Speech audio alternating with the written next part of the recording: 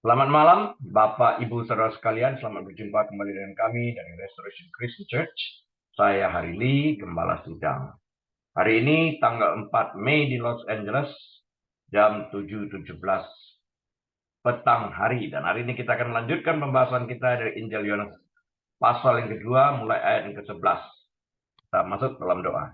Tuhan, tuntun akan hamba-Mu agar dapat memberitakan kebenaran firman-Mu sepenuhnya, Bapa. Berikan kami roh hikmat dan marifat, kami mengerti, dan kami boleh menjadi pelaku kebenaran firman-Mu. Kami permuliakan Engkau di dalam nama Tuhan Yesus ya Bapa. Haleluya. Amin. Baik, Bapak Ibu Saudara sekalian, mari kita buka Alkitab kita kepada Injil Yohanes pasal yang kedua, ayat yang ke-11. Yang akan saya bacakan bagi kita sekalian. Hal itu dibuat Yesus di Kana yang di Galilea sebagai yang pertama dari tanda-tandanya, dan dengan itu ia telah menyatakan kemuliaannya, dan murid-muridnya percaya kepadanya. Yohanes menggambarkan mujizat Yesus sebagai tanda. Dia tidak mengatakan miracle, dia tidak mengatakan mujizat, tapi dia mengatakan itu sebagai tanda. Ada banyak hal, ada banyak istilah dalam bahasa Yunani yang bisa Yohanes gunakan di dalam hal ini. Tanda di sini termasuk istilah yang berarti peristiwa aneh, kuasa, atau keajaiban. Sebaliknya, Yohanes menggunakan kata semeion yang secara harfiah berarti tanda. Ini penting karena tanda selalu mengirimkan pesan. Siapa dia yang memberikan tanda itu? Pesannya apa melalui tanda yang diberikannya? Mujizat Yesus secara khusus dimaksudkan untuk membuktikan bahwa dia adalah Mesias, dia adalah anak Allah. Jadi mujizat yang diberikannya itu sebagai tanda untuk menyatakan siapa dia, identitasnya. Dia melakukan mujizat itu dengan otoritas sebagai anak Allah.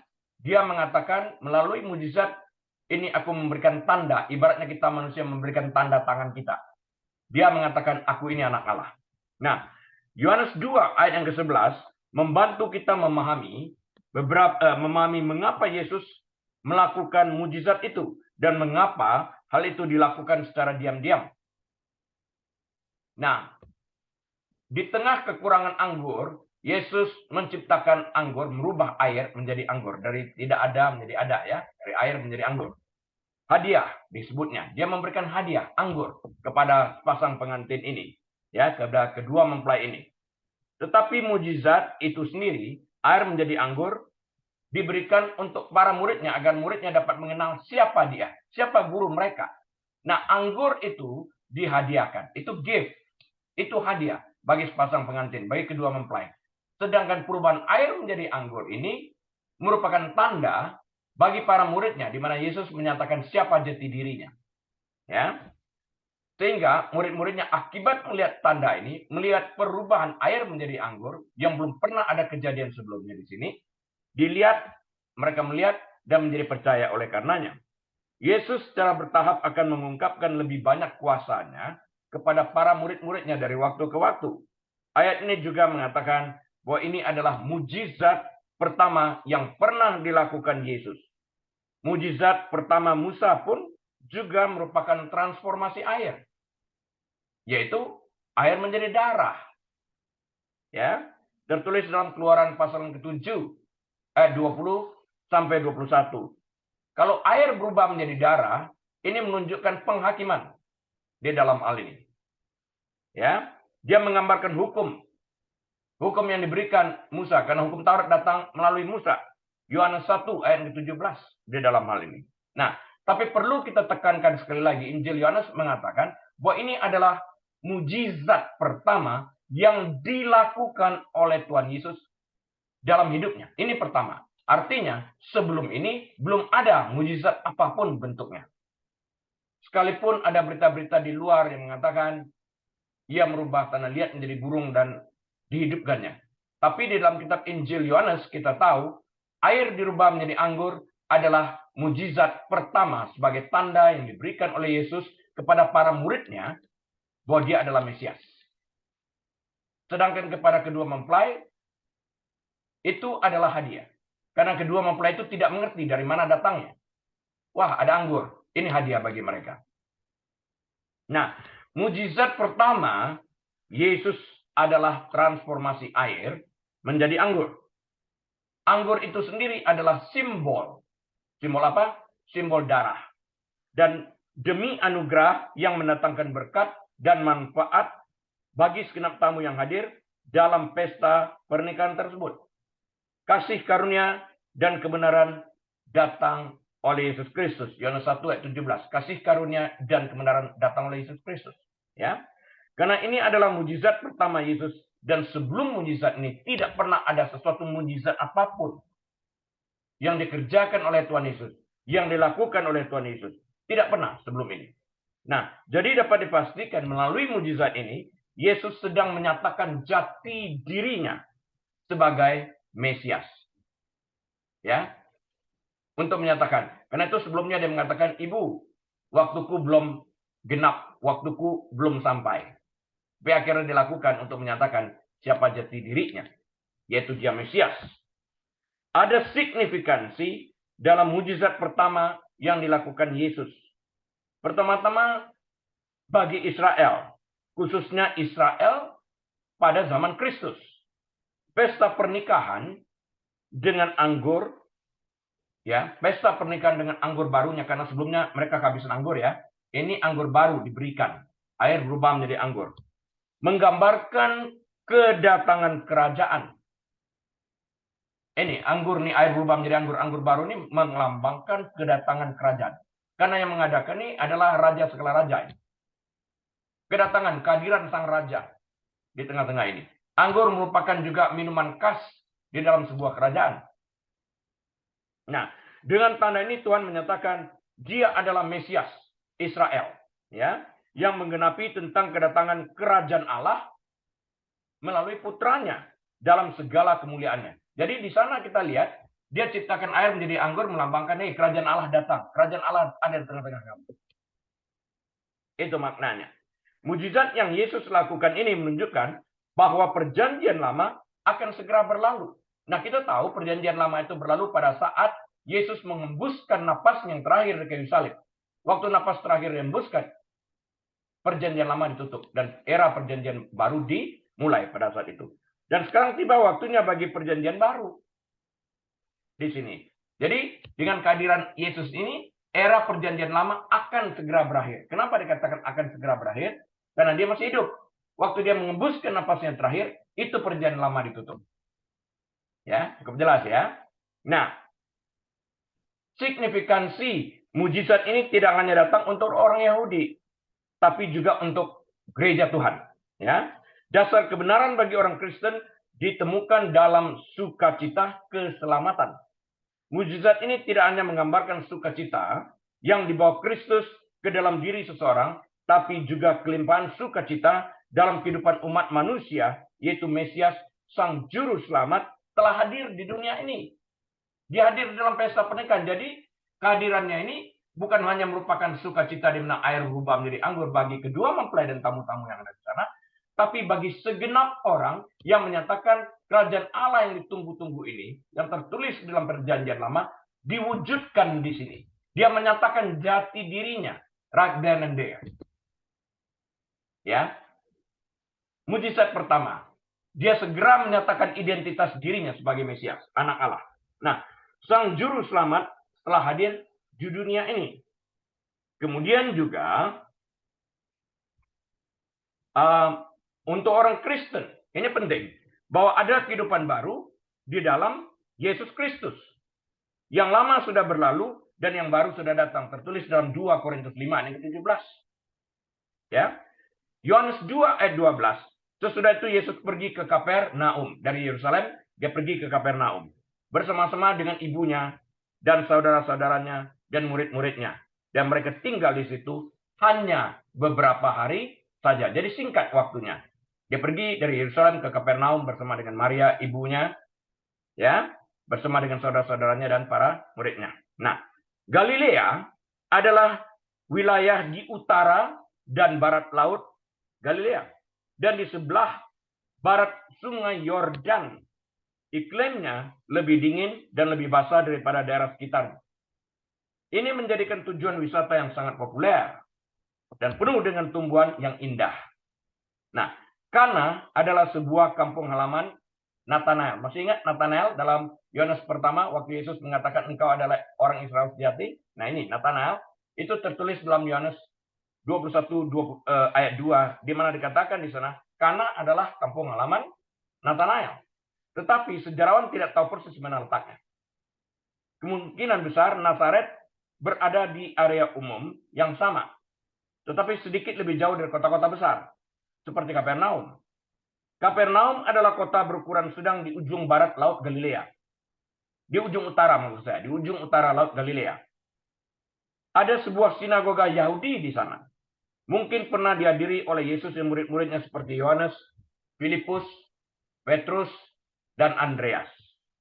Ayat 12 juga menyebutkan di sini saudara-saudara Yesus sebagai kelompok yang terpisah dari murid-muridnya.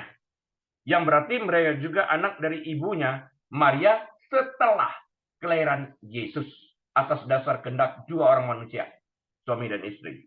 Agaknya para nelayan seperti murid-murid Yesus memiliki banyak teman dan relasi di wilayah ini. Nah, beberapa saat setelah Yesus melakukan mujizat pertamanya, Yesus turun secara topografi ya, dari Kana sampai ke Kapernaum. Karena Kana berada di ketinggian yang lebih tinggi. Kotanya terletak lebih tinggi, lebih di atas berbanding terhadap Kapernaum. Dan Kapernaum berada sekitar 13 mil timur Laut Kana. Nah, beberapa anggota keluarga dan murid Yesus menemani Yesus ke Kapernaum. Rupanya perjalanan ini hanya untuk waktu yang singkat. Tadi dikatakan hanya beberapa hari. Karena Yohanes menulis bahwa mereka tinggal di Kapernaum selama beberapa hari. Yesus mengadopsi Kapernaum sebagai pusat pelayanannya. Nah, Kapernaum dijadikan oleh Yesus sebagai pusat pelayanan. Yaitu pusat pelayanannya di daerah Galilea. Dan pindah ke sana dari Nazaret. Dia orang Nazaret. Pindah ke sana. Ya, tertulis dalam Matius 4 ayat 13. Matius 4 ayat 13. Markus 1 ayat 21. Markus 2 ayat 1. Nah, tujuan dari ayat ini dalam narasi Yohanes bersifat transisional. Transisional dalam arti perpindahan. Dari Nazaret sekarang memindahkan pusat pelayanannya di Kapernaum. Ya, yang berada di Galilea. Di mana Yesus menjadikan Kapernaum sebagai pusat pelayanannya. Nah, sebelum kita melanjutkan pembahasan kita lebih jauh lagi, mari kita terlebih dahulu melihat ringkasan konteks dari perikop Yohanes pasal yang kedua ini, ayat 13 sampai 23. Ini ringkasannya seperti mana? Ya, saya bagikan ringkasan dari Yohanes 2, 13 sampai 23. Kemudian kita bahas ayat-ayatnya satu demi satu. Yohanes 2, ayat 13 sampai 23 ini menggambarkan Yesus mengusir para pengusaha yang korup dari bait suci. Mereka menjual hewan korban kepada orang-orang yang datang dari jauh dari Yerusalem. Ya, orang-orang datang dari jauh dari Yerusalem ini bukan masalah. Mereka berjualan di sana kepada orang-orang datang dari jauh juga bukan masalah. Masalahnya atau dosanya adalah memanipulasikan orang. Berfokus pada uang daripada melayani Tuhan. Markup daripada harga. Ya. Atau memanipulasikan orang yang sudah membawa korban dinyatakan tidak sah. Sehingga dipaksa kembali untuk membeli di sana dengan harga yang sudah dinaikkan. Yesus marah melihat praktek-praktek liar seperti ini. Ya. Yesus tidak pernah digambarkan lepas emosi tanpa kendali. Nggak pernah. Dia dapat mengendalikan emosinya dengan baik. Tetapi kemarahannya itu jelas di sini terlihat. Dalam kasus pembersihan bait Allah, jelas terlihat kemarahan Yesus terhadap pedagang yang menjadikan rumah Bapaknya yang disebut sebagai rumah doa menjadi sarang penyamun. Berdasarkan ayat Alkitab. Otoritas Yesus kemudian ditantang oleh otoritas orang Yahudi, oleh para imam, oleh orang Farisi. Ya. Dalam gaya khas Ibrani, mereka menuntut tanda ajaib untuk membuktikan otoritasnya. Siapa yang memberikan hak engkau melakukan ini? Apa tanda yang dapat engkau berikan? Artinya, mujizat apa yang engkau dapat tunjukkan kepada kami? Sebaliknya, Yesus meramalkan kematian dan kebangkitannya sendiri melalui pertanyaan mereka yang meminta dia untuk menunjukkan bukti. Ia mengatakan, rubuhkan bait Allah ini dalam 3 hari akan kubangun lagi.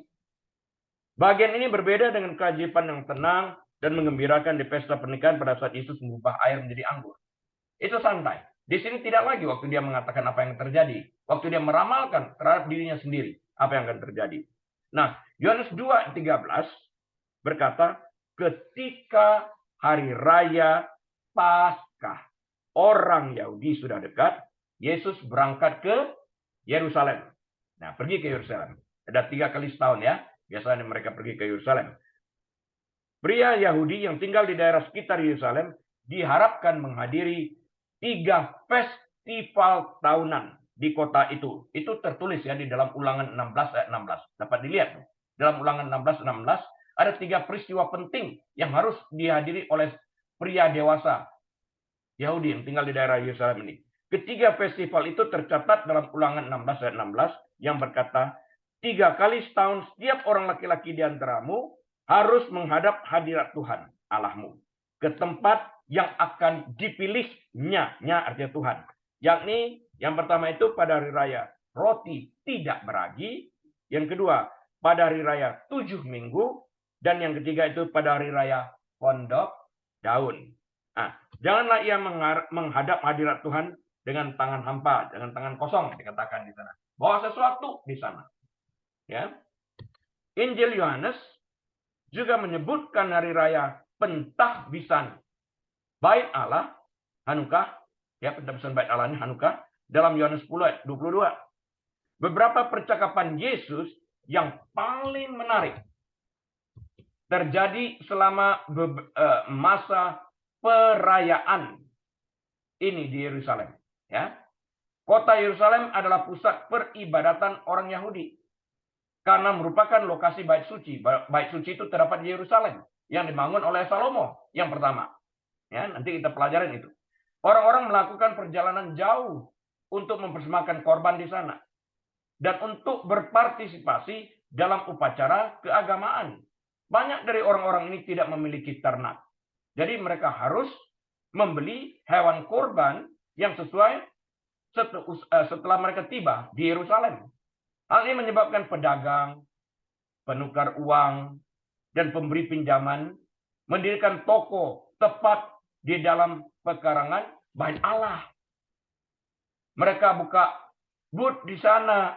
Sayangnya para pria di sana tidak fokus untuk memberitahukan orang tentang Tuhan, tentang Yahweh, tentang hukum Taurat ini, dan sebagainya. Atau membantu para peziarah. Orang-orang ini menyalahgunakan situasi, memanipulasi orang yang rentan demi keuntungan. Seperti ibarat menangguk di air keruh. Mereka menggunakan kesempatan itu untuk mengeruk keuntungan sebesar-besarnya di dalam hal ini. Ini yang menyebabkan Yesus marah banget di dalam hal ini.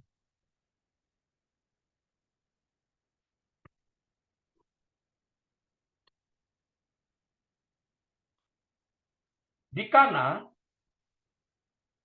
Yesus memanifestasikan kuasanya sebagai pencipta.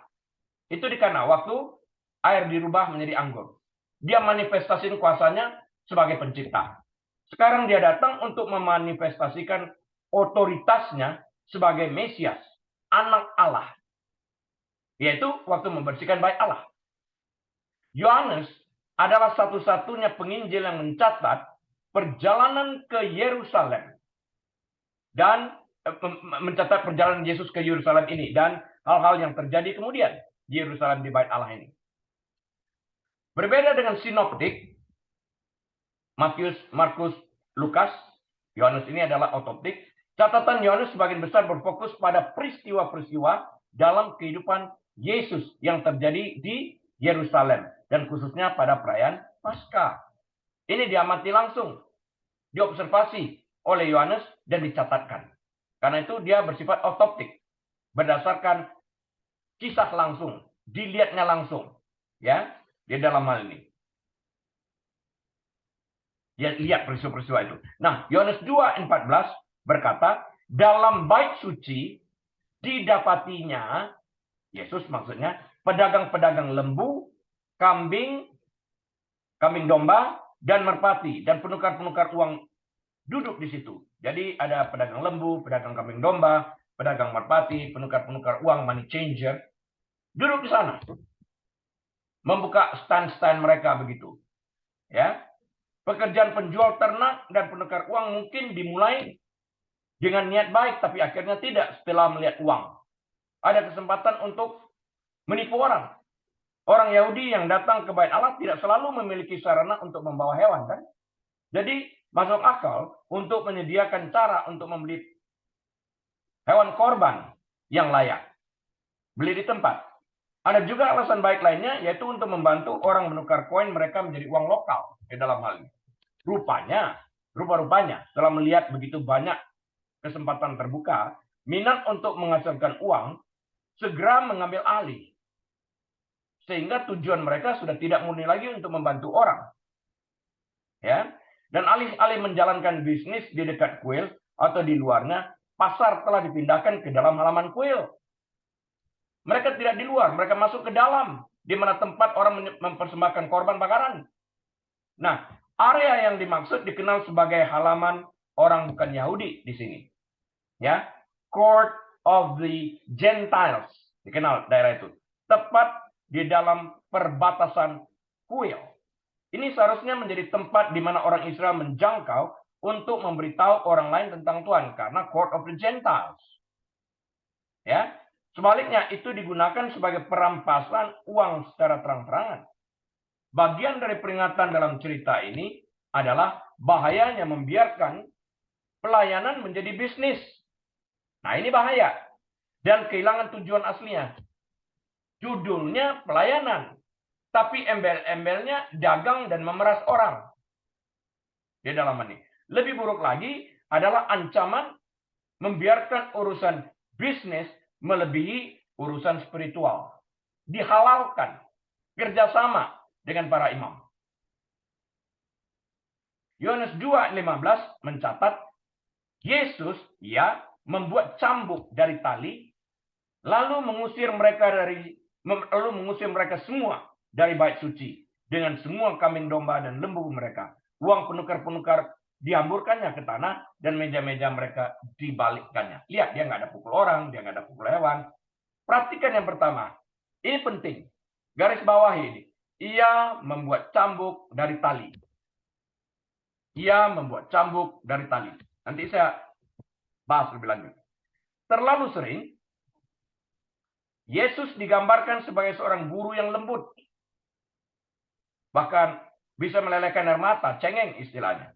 Bukannya seorang yang energetik dikiaskan sering. Insiden seperti ini menunjukkan bahwa Yesus mampu bertindak. Kemarahan yang benar, righteous anger. Dan melakukan konfrontasi bila diperlukan dan tidak lari dari konfrontasi. Ya. Satu hal penting untuk diperhatikan adalah bahwa Yesus secara pribadi membuat apa tadi? Cambuk yang dia gunakan untuk mengusir orang-orang ini dari bait suci. Yesus tidak mengambil sesuatu, yaitu apa yang didapati tangannya, dengan marah dan mulai mengayunkan benda tersebut. Sebaliknya mengambil waktu untuk membuat cambuk. Jadi dia tidak mengambil ada kayu di sana, atau ambil kursi, diayun, dibanting, digebukin. Enggak seperti gitu. Dia membuat cambuk. Jadi dia mengambil waktu. Dia menguasai emosinya. Kalau dia sedang emosi, ya apa dapat di tangannya itu dia lemparkan, kan? Tapi ini kan tidak. Dia mengambil waktu membuat cambuk. Kan bisa aja dia ambil kursi, dibantingnya. Itu emosi. Tapi ini tidak. Dia mengambil waktu membuat cambuk terlebih dahulu. Di dalam hal ini. Nah, ada maksud yang disengaja di balik tindakannya. Dan tidak salah kemarahannya yang beralasan dan benar. Ini kita sebut sebagai justified anger. Dan kemarahan itu sendiri adalah righteous anger. Beralasan karena dia mengatakan rumah Bapakku disebut rumah doa, tapi engkau menjadikannya sarang penyamun. Kenapa disebutnya sarang penyamun? Ya karena manipulasi tadi. Situasi menyedihkan di bait suci mencerminkan keadaan spiritual Israel terjebak dalam kebiasaan, terobsesi dengan kekayaan dan tidak tertarik pada hal-hal surgawi. Ini di bait Allah loh ini. Mereka nggak dagang di luar loh ini. Dengan memberikan bantuan kepada rakyat jelata tersebut. Tapi menaikkan harga yang gila-gilaan. Tindakan Yesus terhadap bisnis di sana jelas bertentangan dengan hukum perdata setempat. Against local civil laws. Dia mengobrak-abrik itu. Itu bertentangan dengan hukum lokal setempat. Bertentangan against local civil laws. Jadi diharapkan para penjaga dan para imam setempat akan kecewa dengan tindakannya. Namun tidak ada, perhatikan ini, tidak ada dalam Alkitab yang menunjukkan bahwa Yesus menyakiti siapapun atau hewan apapun atau merusak properti apapun, tidak ada. Jadi dia mengontrol emosinya dengan baik. Ini kecerdasan emosional, EQ yang baik. Seperti yang tunjukkan ayat 16. Yesus tidak hanya membuat keributan di sana, terjadi huru-hara, karena dia membalikkan meja-meja, mengusir para pedagang, ribut orang. Dia tetap tinggal di tempat untuk menjelaskan alasannya. Dia tidak lari, dia bertanggung jawab, dia tenang, dia tidak emosi, dia sendirian. Yang dia nggak lemah ini, dia berdiri sendirian, menghadap begitu banyak orang. Sambil menjelaskan alasannya mengapa dia melakukan apa yang dia lakukan. He explained the things that he did, why he did the things that he did. Di dalam hal ini. Pertanyaan lain yang tidak dijawab oleh Alkitab adalah apakah ada ahli Taurat, para imam, atau pedagang yang mengenali Yesus. Sebagai seorang anak laki-laki, yaitu pada saat ia berumur 12 tahun, dia telah memukau banyak orang di bait suci ini, tempat ini. Dengan pengetahuan rohaninya, seperti yang tertulis dalam Lukas 2, ayat 46 dan 47. Dia berdiskusi dengan para ahli hukum Taurat pada waktu itu. Anak umur 12 tahun. Memiliki kecerdasan luar biasa. Nah, Yohanes 2 ayat 16 selanjutnya berkata, kepada pedagang-pedagang merpati, ia berkata, ambil semuanya ini dari sini. Jangan kamu membuat rumah Bapakku menjadi tempat berjualan. Jadi dia nggak lepaskan sangkam, biarkan itu terbang. Ambil ini, pergi, katanya. Ya, jangan kamu membuat rumah Bapakku menjadi tempat berjualan. Wow. Merpati bersama dengan domba, sheep maksudnya, lembu, oxen, dan anak domba, lambs. Ya, ada domba, sheep, dan ada anak domba, lambs. Dan juga ada oxen, lembu. Adalah hewan kurban yang umum digunakan di bait suci. Jadi ada di sini, disiapkan. Orang-orang yang menjualnya mungkin memulai dengan nilai baik tadinya, ya. Membantu peziarah mempersembahkan korban yang layak. Penukaran uang ke dalam mata uang lokal adalah bisnis yang umum. Sayangnya, fokus mereka tampaknya telah berubah menjadi mencari keuntungan sebanyak-banyaknya. Meraup keuntungan. Artinya merampok. Dan itu dikatakan bahasa lainnya di dalam Alkitab dipakai sarang penyamun. Ya, mencari keuntungan. Lebih daripada pelayanan. Mencari keuntungan lebih daripada pelayanan. Nah, lebih buruk lagi, perdagangan vulgar ini dibawa langsung ke depan kuil, ke depan tempel, ya, ke depan bait Allah. Alih-alih halaman bait suci menjadi tempat untuk berdoa dan memuji Tuhan, fungsi halaman bait suci sebagai tempat untuk berdoa dan memuji Tuhan telah diubah menjadi pasar yang kotor, ribut, dan semuanya, ya. Perintah Yesus sangat jelas, yaitu untuk mengembalikan fungsi rumah Bapaknya kepada tujuan awal, yaitu sebagai rumah doa dan tempat memuji Tuhan, dengan memerintahkan para pedagang yang berjualan di sana untuk mengambil barang dagangan mereka dari halaman bait Allah. Menurut Injil Lukas, Yesus bahkan menyebut orang-orang ini sebagai penyamun. Lukas 19 ayat 46.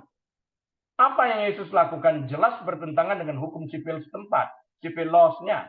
Tetapi tujuannya adalah untuk mematuhi hukum yang lebih tinggi, yaitu hukum ilahi.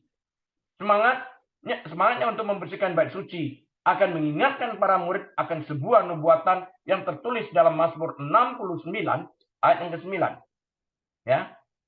Teks ini menggambarkan cinta untuk rumah Tuhan begitu hebatnya, sehingga pemazmur dalam Mazmur 69 ayat 9 menggambarkan cintanya terhadap rumah Tuhan sebagai sesuatu yang menghanguskannya. Wah, Cintaku terhadap rumahmu menghanguskan hatiku. Yohanes 2 ayat 17 yang dikutip dari Mazmur 69 ayat ke-9. Maka teringatlah murid-muridnya bahwa ada tertulis, cinta untuk rumahmu menghanguskan aku. Artinya dia bukan terbakar, tapi dia betul-betul on fire untuk itu ya. Di dalam hal ini. Yesus memang rendah hati. Memang lemah lembut. Meek banget. Memang ramah. Dan memang penuh kasih dan belas kasihan. Namun, Yesus bukanlah orang bijak yang berkulit halus dan pasif yang sering terlihat dalam karya seni. Tidak seperti itu juga. Membaca apa yang dia tanggung di kayu salib menunjukkan kebugaran fisiknya. Itu dia disebutkan dalam Alkitab adalah master dalam menanggung penyakit. Luar biasa tuh sakitnya dicambuk dengan bola berduri itu. Ya. Sampai sobek daging-dagingnya. Untuk kita. Bayangin. Nah kemarin ini saya berbicara. Ada orang mengatakan pasti Tuhan mengancam orang-orang ini. Kalau tidak mungkin orang bertobat. Salah. Tuhan tidak pernah mengancam. Tapi melalui karya Roh Kudus, orang bertobat dan setelah bertobat menerima Yesus sebagai Tuhan dan Juru Selamatnya dan mengerti apa yang disampaikan Alkitab, mereka melihat bahwa kematian Yesus itu adalah kematian yang dipilihnya untuk menebus dosa orang-orang yang berdosa yang percaya kepadanya. Jadi pada waktu orang-orang ini, termasuk kita sekalian yang percaya kepada Yesus, mengerti prinsip ini, mengapa Yesus memilih untuk mati di kayu salib, yaitu untuk membayar upah dosa kita? Pertanyaannya, perlukah kita diancam untuk bertobat? Atau demi melihat ini, menimbulkan kesadaran kita untuk tidak mau berdosa, tapi memilih untuk hidup benar setelah kita bertobat. Jadi di dalam hal ini, Allah tidak pernah mengancam siapapun juga di dalam hal ini untuk bertobat. Tapi pertobatan ini, yang sejati, yang sungguh-sungguh akan menghasilkan buah pertobatan seperti yang dikatakan Yohanes Pembaptis. Karena itu hasilkanlah buah yang sesuai dengan pertobatanmu. Yaitu setelah mengerti apa yang Yesus kerjakan di kayu salib, orang menghentikan perbuatan-perbuatan jahat mereka. Dan menggantikannya dengan segala sesuatu yang mendatangkan kepujian, kemuliaan, dan menyenangkan hati Allah ini sendiri. Jadi, tidak ada ancaman. Ya. Yesus juga menggambarkan, Injil juga menggambarkan Yesus sebagai orang yang bersemangat dan sangat bergairah dalam menjalankan pelayanannya. Penuh disiplin, penuh komitmen, lugas, berpikiran cepat, dan berani. Kalau nggak mungkin dia mau usir semua begitu banyak orang pedagang di sana sendirian. Ya, seorang penurut dia yang rapuh tidak akan pernah sendirian membersihkan halaman yang penuh dengan pedagang. Kalau dia memang rapuh, nggak mungkin dia kerjakan sendirian. Kalau dia memang lemah, tidak mungkin dia lakukan ini sendiri. Takut dong dia. Tapi kita lihat keberanian dari sini. Atau kalau dia betul-betul lemah, tidak mungkin dia bisa berdiri melawan keributan yang terjadi setelah dia melakukan apa yang dilakukannya di bait Allah. Ya. Murid-murid diingatkan akan Mazmur 69 ayat 9 yang mengacu pada Mesias. Cinta atau zeal didefinisikan sebagai gairah, energi, dan pengabdian. Hasrat Yesus untuk kemunian bait suci sangat jelas. Dia ingin memurnikan itu, mengembalikan fungsi bait Allah kepada fungsi mula-mula, yaitu rumah doa, bagaimana orang dapat berdoa dan memuji Tuhan. Pada saat yang sama, kemarahannya dikendalikan. Di sini kita dapat melihat bahwa Yesus memiliki kecerdasan emosional yang tinggi. Keputusan untuk membersihkan bait Allah dari para pedagang tidak berdasarkan emosi, terbukti dari Yesus mengambil waktu untuk membuat cambuk dari tali. Ingat bahwa Yesus tidak mengambil cambuk atau menariknya dari ikat pinggangnya. Enggak.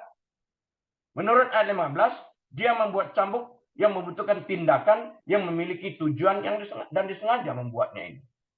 Dia mengontrol semuanya ini. Di sini kita lihat kedisiplinannya untuk membersihkan bait Allah. Dia tidak kompromi. Hari-hari ini banyak orang kompromi. Termasuk di dalam pengajaran. Mengizinkan dosa dikhotbahkan sebagai oke untuk nikah sejenis atau di dalam transgender. Yesus sedih artinya. Ini baru berdagang di halaman bait Allah. Diusir. Apalagi kalau pulpit dikotorkan. Mimbar dikotorkan melalui pengajaran-pengajaran yang menyesatkan. Harus dibersihkan. Harus ada pendeta yang berani untuk menolak semua pengajaran-pengajaran yang salah tersebut. Tidak ada alasan Alkitabiah untuk berpikir bahwa Yesus menyakiti siapapun atau hewan apapun atau merusak properti apapun. Namun dia seorang diri, ingat, seorang diri mengusir semua pedagang tanpa ditangkap atau dikerumuni. Ini menunjukkan otoritas yang dimiliki Yesus sebagai yang diutus Bapa. Ya, bayangin setelah di meja penukar uang dibalikin, pedagang diusir, dicambuk dengan cambuk tali ini sendiri. Bukan cambuk berduri seperti yang dialaminya, enggak. Bayangin, itu tidak mengenai orang itu. Dia mengusir hanya tempat-tempat itu aja yang diporak-porandakan. Diusir mereka dari sana. Dia berdiri. Namun tidak ada seorang pun yang menyakiti Yesus pada waktu itu. Waktunya belum genap. Meskipun demikian, kejadian semacam ini menimbulkan kebencian dari para pemuka agama setempat yang pada akhirnya berkomplot untuk membunuh Yesus. Nah, Yohanes 2 ayat 18, orang-orang Yahudi menantang Yesus. Katanya, tanda apakah dapat engkau tunjukkan kepada kami bahwa engkau berhak bertindak demikian? Artinya, give me your signature. Kalau sekarang ada surat penting, sign. Sign-nya di sini tanda. Tandanya di sana bukan tanda tangan seperti hari ini, tunjukkan mujizat. Seperti itu. Nah, ketika Injil Yohanes menggunakan istilah orang Yahudi, ini orang-orang Yahudi, katanya orang Yahudi, perkataan orang Yahudi di sini, biasanya merujuk pada para ahli Taurat, para pemimpin agama dan politisi juga. Dalam hal ini mereka benar sekali mempertanyakan Yesus. Sama seperti mereka berhak mempertanyakan Yohanes Pembaptis, para pemimpin ini seharusnya menyelidiki seseorang yang membuat kehebohan seperti yang Yesus lakukan. Ya, pertimbangkan bahwa apa yang telah Yesus lakukan tidak hanya mengganggu bisnis di tempat sana, tapi juga publik. Keributan timbul dan ilegal sebetulnya berdasarkan hukum setempat, berdasarkan civil laws itu ilegal. Apa yang membuat seorang berpikir bahwa dia berhak menghakimi para pemimpin di bait suci? Di sana ada para imam. Kamu siapa? Berani melakukan ini? Apa tanda yang dapat kamu berikan dalam hal ini? Itu yang mereka pertanyakan. Nah, pemikiran Ibrani mengira bahwa seorang nabi Tuhan yang sejati dibuktikan dengan kemampuan untuk apa? Melakukan mujizat. Yesus sedang menantang kondisi rohani mereka. Sehingga mereka mengajukan pertanyaan yang belak-belakan. Mujizat apakah yang akan kamu lakukan untuk membenarkan dirimu? Untuk membenarkan dirimu sendiri melakukan segala sesuatu yang kau lakukan. Kan itu pertanyaannya. Kemungkinan besar orang mengajukan pertanyaan ini tidak benar-benar mengharapkan jawaban. Sebenarnya juga tidak.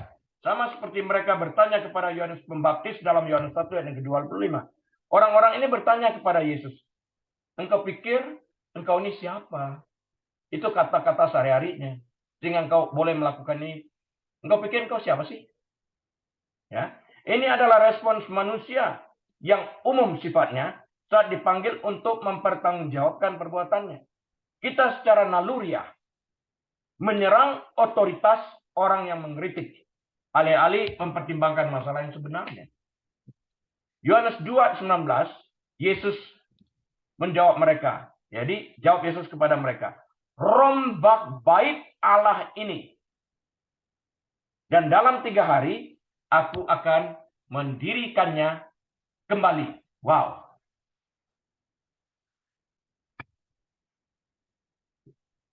Yohanes menggunakan istilah orang-orang Yahudi untuk mengacu pada ahli Taurat. Tadi kita katakan orang Farisi dan para imam, ya, para pemimpin agama lainnya. Karena Yesus baru saja membersihkan bait Allah dengan mengusir para pedagang dari bait Allah dan menimbulkan keributan, mereka berhak bertanya kepadanya tentang otoritas yang dimilikinya sehingga ia berhak melakukan apa yang dilakukannya. Mujizat apa yang dapat kamu lakukan? Engkau pikir engkau ini siapa? Kan itu pertanyaannya. Dengan melakukan itu mereka menantang Yesus. Yohanes 1 ayat 18. Untuk melakukan mujizat. Mereka tantang, lakukan dong mujizat. Nyatakan jati dirimu melalui mujizat. Bahwa engkau yang diutus. Ini adalah tanda seorang nabi. Dan akan menunjukkan bahwa kata-kata Yesus sebenarnya berasal dari Tuhan. Inilah tepatnya mengapa Yohanes menyebut mujizat Yesus sebagai tanda, sign. Karena itu dimaksudkan untuk membuktikan keilahian Kristus. Show me your sign. Give me your signature. Sign here, please. Kan begitu. Namun Yesus akan menunjukkan nanti bahwa mujizat pun tidak berarti bagi orang yang skeptis sekalipun ditunjuk. Kita lihat itu. Dalam percakapan antara Lazarus yang berada di pangkuan Bapak Abraham dengan orang kaya yang mati yang berada di neraka. Tolong. Utus Lazarus, bangkit. Utus ke rumah orang tuaku, supaya mereka percaya, beritakan bahwa aku sangat sengsara di tempat ini. Abraham menjawab, cukup banyak tanda yang diberikan, bukti yang ada. Kalau mereka tidak percaya, tetap mereka tidak percaya, sekalipun ada orang mati yang dibangkit. Bebal. Jadi alih-alih menanggapi dengan pesta pora, kembang api, pertunjukan ini dan itu seperti yang diharapkan Herodes. Herodes kan senang waktu Yesus diperhadapkan dengan dia. Dia berharap bisa lihat sulap. Lihat mujizat. Yesus nggak lakukan apa-apa. Ya, dia bisa menahan dirinya. Dia tidak sombong, dia rendah hati. Kalau engkau benar Yesus, maksud lu apa? Gue Yesus kok. Tunjukkanlah mujizatmu. No need. Cool. Cheers. Ya kan? Itu aja. Yesus membuat klaim yang pada awalnya hampir tidak dipahami oleh siapapun. Bait suci di Yerusalem membutuhkan waktu berapa lama? 46 tahun untuk dibangun. Lama loh, 46 tahun. Itu adalah tempat terpenting dalam masyarakat. Ya, dalam masyarakat Yahudi itu tempat terpenting di Bait Allah, di Yerusalem. Orang pergi ke sana. Pekerjaan pembangunan di Bait Allah di Yerusalem ini berlangsung sekitar tahun 20 sebelum Masehi. Jadi ketika Yesus mengklaim bahwa dia dapat membangun kembali bait suci yang hancur hanya dalam 3 hari, mereka menganggap dia gila. Namun rujukan Yesus adalah kematian dan kebangkitannya. Rubuhkan bait Allah-Nya, aku akan bangun lagi dalam 3 hari kan. Ya, dia meramalkan tentang kematian dan kebangkitannya di masa yang akan datang. Setelah dia disalibkan, hubungan itu akan menjadi jelas bagi para muridnya. Baru mereka tahu, oh itu. Ya kan? Yohanes 2 ayat 20. Lalu kata orang Yahudi kepadanya, 46 tahun orang mendirikan bait Allah ini. Dan engkau akan membangunnya dalam 3 hari? Salah konteks mereka. Bait Allah yang sangat besar dan indah. Salomo telah membangun sebuah bait Allah yang indah. Tertulis dalam 1 Raja-Raja 6. Ya, yang sayangnya diserbu oleh orang Mesir berapa dekade kemudian. Dalam 2 Tawarikh 12 ayat 1-5. Diserbu dan dihancurkan. Israel akhirnya membangunnya kembali. Seperti yang dijelaskan di dalam kitab Esra dan di dalam kitab Nehemia. Masih ingat?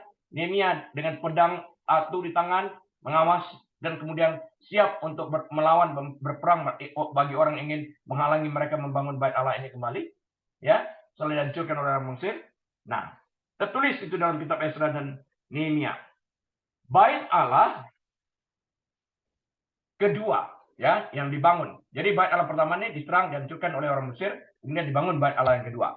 Ini sedang diperbaiki, bait Allah kedua ini pun sedang diperbaiki oleh Herodes pada saat Yesus memulai pelayanannya. Itu adalah pusat ibadah Yahudi dan mutlak diperlukan untuk pengorbanan yang layak kepada Tuhan. Di ayat 19 dari Yohanes 2, ketika diminta untuk melakukan mujizat sebagai tanda, Yesus mengklaim bahwa dia dapat membangun kembali bait suci yang hancur dalam 3 hari. Wow. Dalam Injil ini, yang dimaksud dengan orang Yahudi, tadi kita katakan biasanya para ahli Taurat, orang Farisi, para imam, dan orang-orang pemimpin agama lainnya ya. Mereka tersinggung dengan gagasan bahwa sesuatu yang begitu penting dapat dengan mudah dibangun kembali. Sepertinya melecehkan. Kamu ngerti nggak sih 46 tahun ini dibangun nih, ini penting nih. Dan ini pun diperbaiki kembali. Tertulis dalam kitab Esra loh, ini Nehemia. Dan sekarang direnovasi oleh Herodes. Kamu membangun dalam 3 hari. Nggak mandang sebelah mata banget kau, kan gitu. Ketersinggungan mereka sebenarnya tidak beralasan, Bapak Ibu Saudara sekalian. Karena mereka tidak mengerti konteks baik Allah yang dimaksudkan oleh Yesus. Ya, faktanya Yesus meramalkan kematian dan kebangkitannya sendiri melalui hancurkan bait Allah ini 3 hari akan ku bangun kembali. Dia sedang meramalkan kematian dan kebangkitannya. Pernyataan ini akan digunakan untuk melawan Yesus. Baik selama pencobaannya, waktu dia disidang, waktu dia diadili, Matius 26 ayat 61, maupun sebagai ejekan ketika dia disalibkan, Matius 27:40. Sayangnya pada tahun 70 Masehi, bait Allah ini dihancurkan sepenuhnya oleh Roma. Nah, nanti kita lagi menunggu pembangunan bait Allah yang terakhir ini. Ya. Red heifer, lembu merah itu sudah ada 5 ekor di Israel. Setahun lagi akan dinilai. Bait Allah itu dibangun, that's it. Kita bersyukur sebagai orang Kristen. Rapture. Nah, Yohanes 2 ayat 21, tetapi yang dimaksudnya dengan bait Allah ialah tubuhnya sendiri, tertulis di sini. Seringkali di dalam Injil, Yesus membuat komentar tentang masalah rohani yang disalah tafsirkan secara fisik. Dalam ayat 18 dan 19 dari Yohanes 2 ini, Yesus ditantang untuk mengadakan mujizat untuk menunjukkan otoritasnya karena ia telah mengusir para pedagang yang berdagang di halaman bait Allah. Pemimpin agama setempat menuntut bukti dari Yesus untuk mengadakan mujizat sebagai bukti bahwa ia berhak melakukan apa yang dilakukannya itu. Yesus menjawab dengan mengatakan bahwa dia dapat membangun kembali bait Allah ini hanya dalam 3 hari. Tersinggunglah mereka.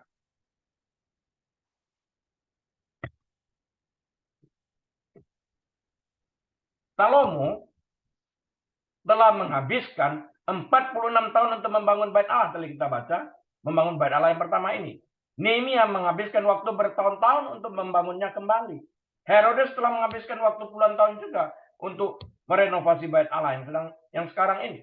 Ya, yang kedua ini. Jadi mengklaim bahwa seseorang dapat membangun kembali bait Allah ini hanya dalam beberapa hari, terdengar tidak masuk akal.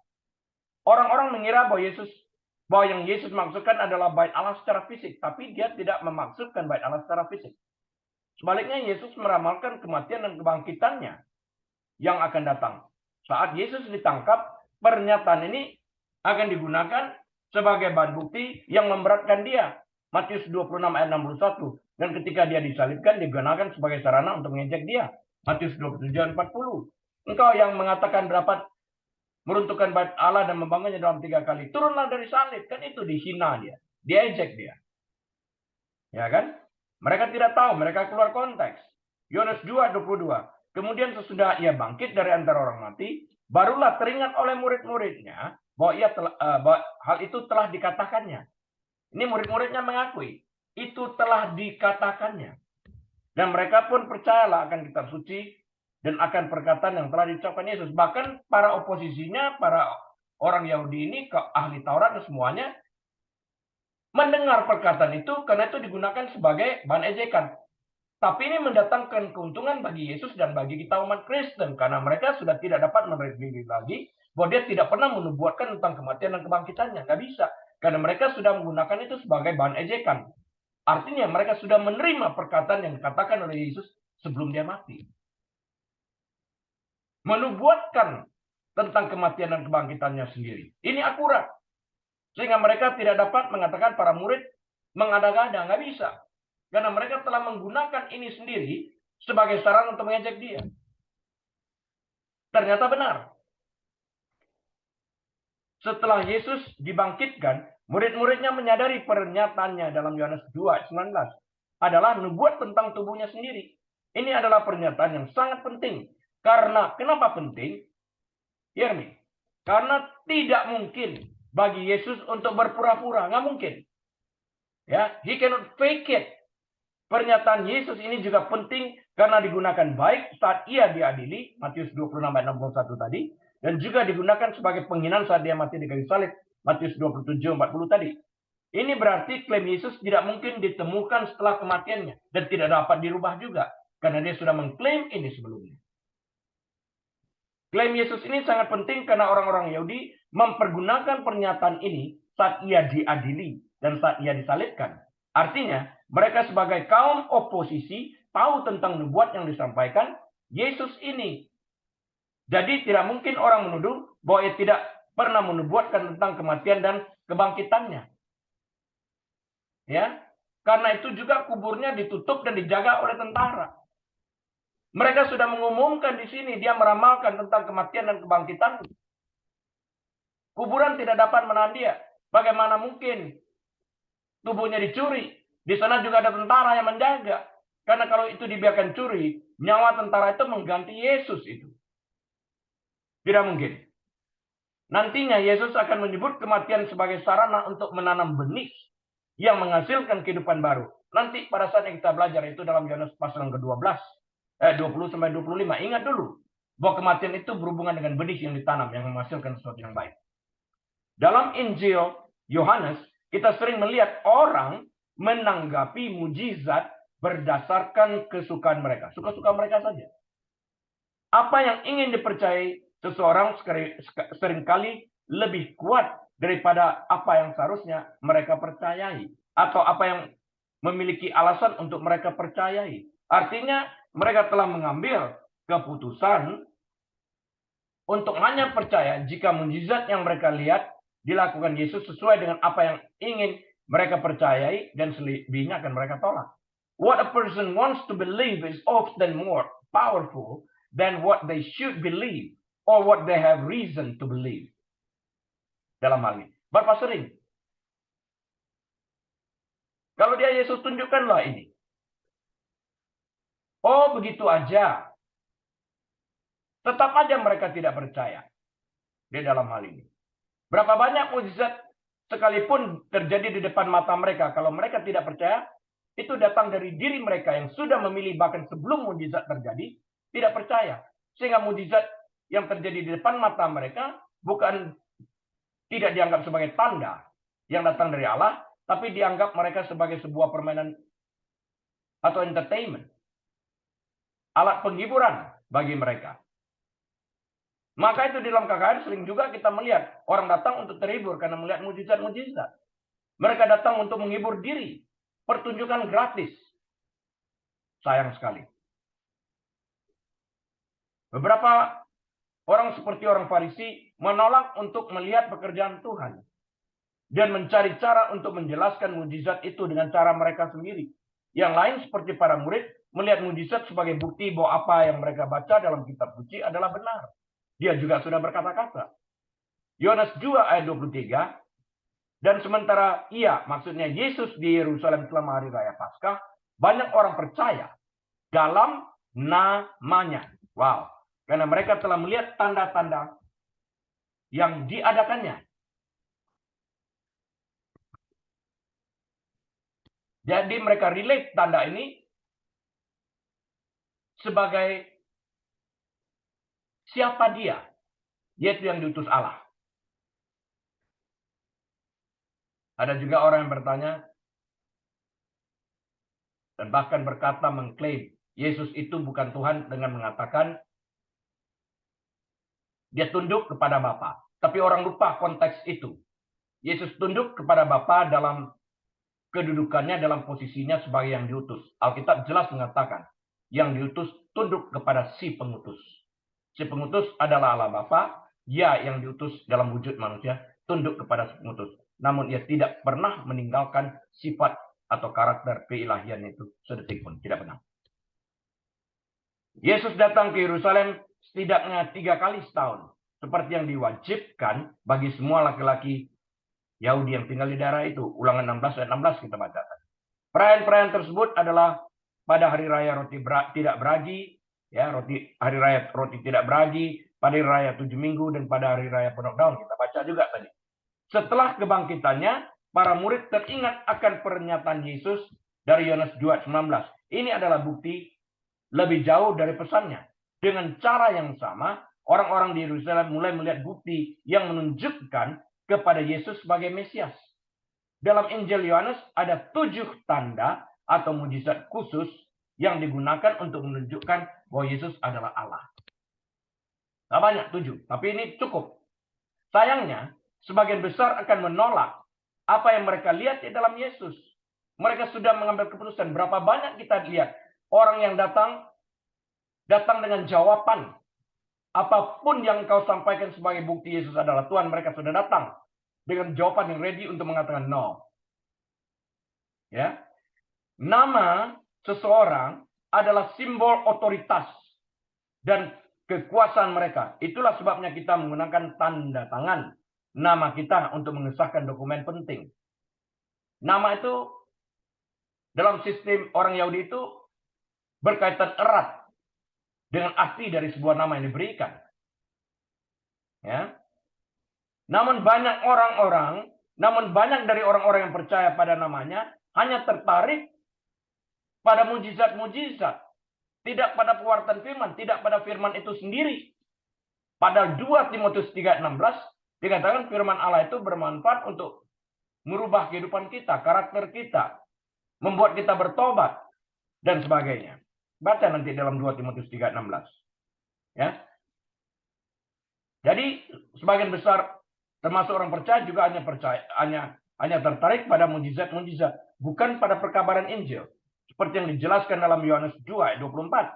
Ada perbedaan besar antara mengetahui sesuatu itu benar dan menaruh kepercayaan pada apa yang kita ketahui.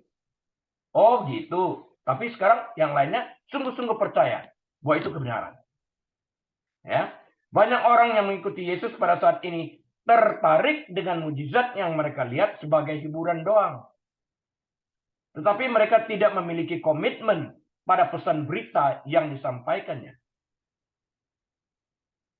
Yohanes 2:24. Tetapi Yesus sendiri tidak, baca dan digarisbawahi, dilingkarin, tidak. Ya, saya ulang. Tetapi Yesus sendiri tidak mempercayakan dirinya kepada mereka. Karena ia mengenal mereka semua. Ini foreknowledge-nya. Mengenal mereka semua. Yesus berhati-hati untuk tidak mempercayakan dirinya kepada orang-orang di Yerusalem. Yesus memiliki hikmat supranatural untuk mengetahui hati dan pikiran orang.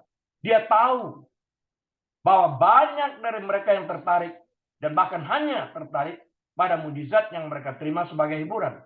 Karena itu Yesus waktu memberi makan 5.000 laki-laki dari 5 ketur roti dan 2 ikan, waktu orang itu datang, dia kata, "Hei, kalian cari aku bukan karena akulah, karena kamu sudah makan makanan gratis itu. Tapi aku berkata kepadamu, janganlah mencari makanan yang membawa engkau kepada kebinasaan."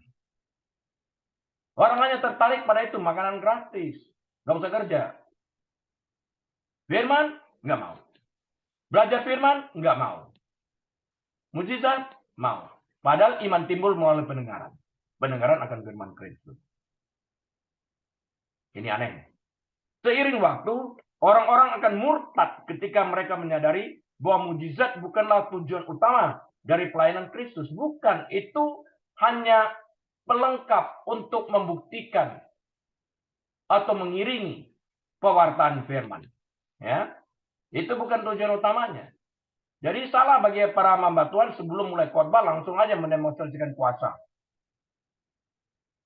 Sekalipun Tuhan honor office mereka sebagai hamba Tuhan, tapi jangan dong diperlakukan demikian. Karena iman harus dibangkitkan terlebih dahulu. Di dalam hal ini. Beritakan firman. Itu yang terpenting. Bukan mujizatnya. Firman yang dapat mengubah orang. Di dalam revival pun perlu diberitakan firman. Sesuai dengan 2 Timotius 3:16 tadi. Karena firman ini adalah bekal yang dapat merubah kehidupan orang. Bukan hanya karena efek mendengar suara musik. Excited sesaat. Bukan seperti itu. Tuhan Yesus juga tidak membuat mujizat sebagai hiburan. Dengan tujuan untuk menghibur kita. Tetapi lebih dari itu agar orang-orang mengenal bahwa ia adalah Mesias yang diurapi Allah. Mujizat yang Yesus lakukan juga bukan untuk membuat orang sekedar terkagum-kagum. Tapi lebih dari itu, yaitu untuk memperkenalkan Allah Bapa yang mengutus dia melalui tanda-tanda yang disampaikannya, yang diberikannya. Kita sebut sebagai mujizat. Tapi Yohanes menyebutnya sebagai tanda untuk membuktikan siapa Yesus itu. Juga mereka yang mengatakan hanya mujizat yang dapat membuatku percaya. Pernah dengar sesuatu seperti itu? Saya pernah. Hanya mujizat yang dapat membuatku percaya. Sangat disayangkan. Mungkin juga tidak akan percaya sekalipun jika mereka melihatnya. Makanya Abraham mengatakan sekalipun ada orang mati dibangkitkan, kalau mereka posisinya tidak percaya, tetap aja tidak percaya di dalam hal ini. Keyakinan intelektual yang sederhana tidak sama dengan iman yang menyelamatkan. Injil menuntut setiap orang untuk percaya kepada Kristus.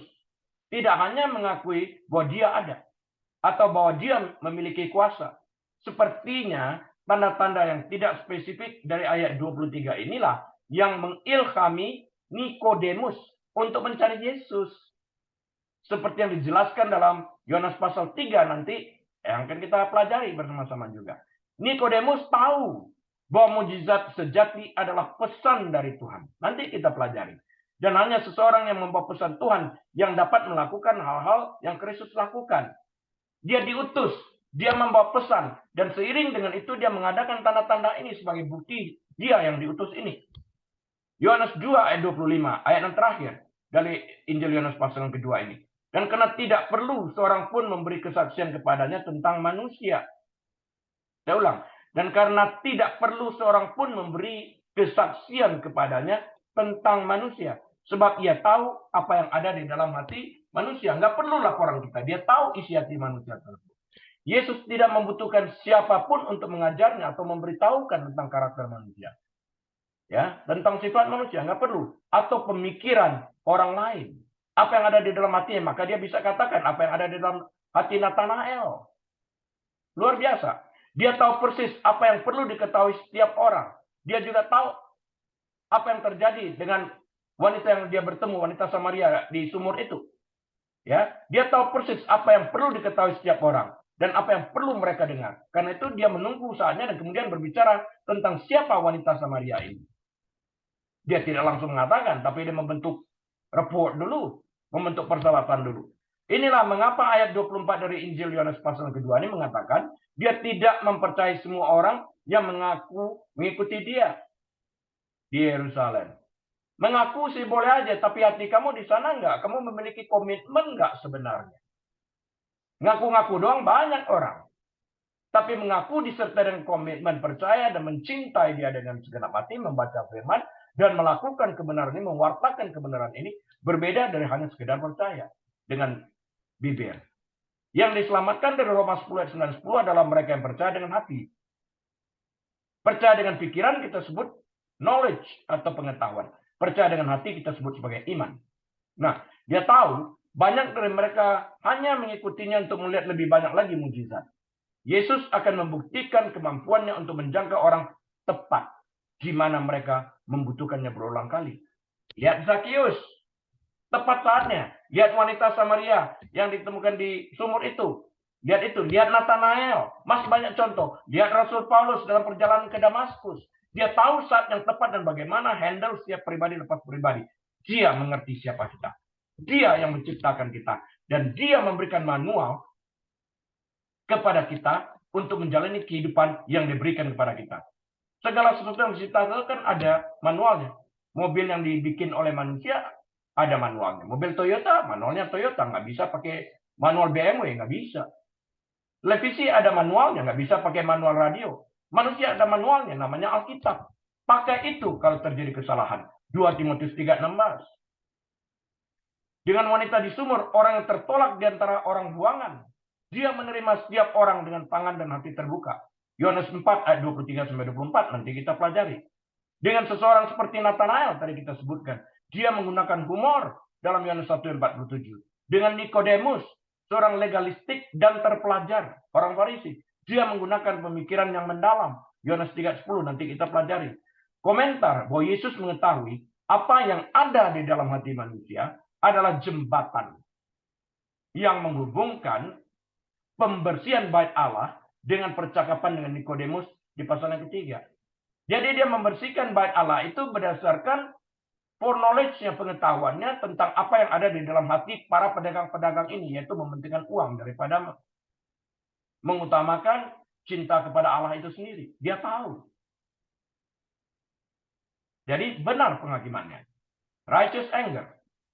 Segera setelah mengatakan bahwa Yesus mengetahui semua tentang manusia dan apa yang ada di dalam hati manusia, Yohanes 3 ayat 1 langsung setelah ayat 25 penutup dari Injil Yohanes pasal kedua ini berkata, ada seorang Farisi, seorang pemimpin agama Yahudi yang bernama Nikodemus datang menemui Yesus. Right, sesudah ayat 25 ini. Bagian dari percakapan itu adalah Yesus membuktikan bahwa Nikodemus tidak sebijaksana yang dia pikirkan. Nanti kita bahas. Dengan demikian Injil Yohanes pasal kedua kita tutup. Tuhan Yesus memberkati. Kita doa. Tuhan Yesus, kami terima kasih Engkau baik bagi kami. Firman-Mu telah ditaburkan. Biar ada bagian kami untuk mempraktekkannya di dalam kehidupan kami. Mengerti lebih banyak, tapi juga akan melakukannya. Terima kasih Tuhan. Sehingga kami juga dapat mengajarkan apa yang telah kami mengerti. Terpuji Engkau saat ini sampai selama-lamanya. Di dalam nama Tuhan Yesus kami berdoa. Amin. Baik, Bapak Ibu Saudara sekalian, atas izin Tuhan, kita akan berjumpa kembali pada kesempatan mendatang. Tuhan Yesus memberkati. Shalom.